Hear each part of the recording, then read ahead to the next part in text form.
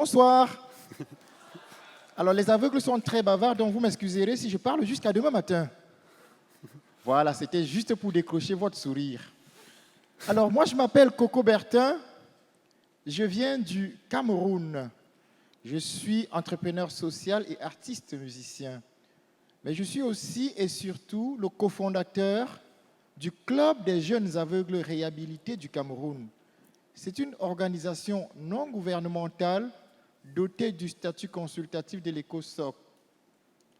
Alors, notre association a pour but de former et d'insérer dans le circuit socio-économique des personnes handicapées en général et les aveugles en particulier. Nous avons plusieurs volets d'activités. Dans le domaine de l'éducation, nous disposons d'une école primaire bilingue et inclusive.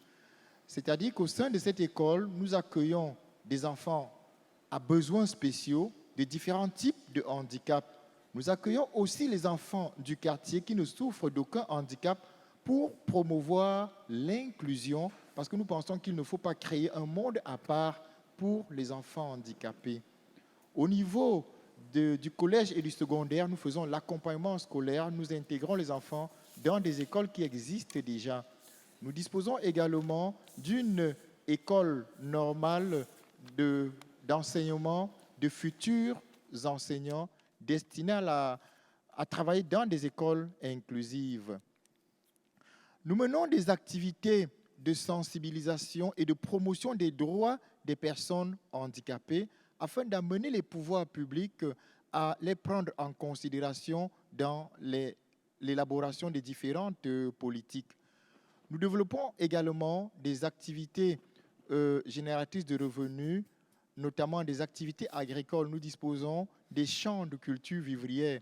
Je serais d'ailleurs très intéressé de rencontrer ceux qui font la promotion de l'agriculture biologique parce que nous n'avons pas encore cette expérience. Pour terminer, en termes de besoins, les personnes handicapées au Cameroun ont beaucoup de difficultés, notamment au niveau du matériel. Les personnes non-voyantes ont beaucoup de difficultés à avoir le matériel didactique spécialisé, à l'instar d'une canne blanche comme celle-ci. Vous réalisez avec moi que ça, c'est l'œil du non-voyant. Si je n'ai pas ça, je ne suis plus capable de me déplacer. Mais c'est très difficile pour une personne non-voyante d'obtenir un tel matériel au Cameroun parce que ça coûte cher. Aller à l'école, il faut pouvoir écrire en braille. Le matériel spécialisé coûte également très cher.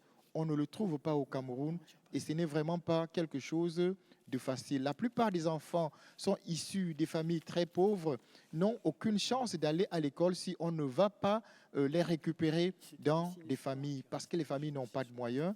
Et donc, nous recherchons souvent des parrainages pour aider ces enfants à aller à l'école. Nous recherchons également des volontaires qui voudraient donner un peu de leur temps, profiter de leurs vacances, ou alors ceux qui prennent des années sabbatiques et qui voudraient donner un coup de main.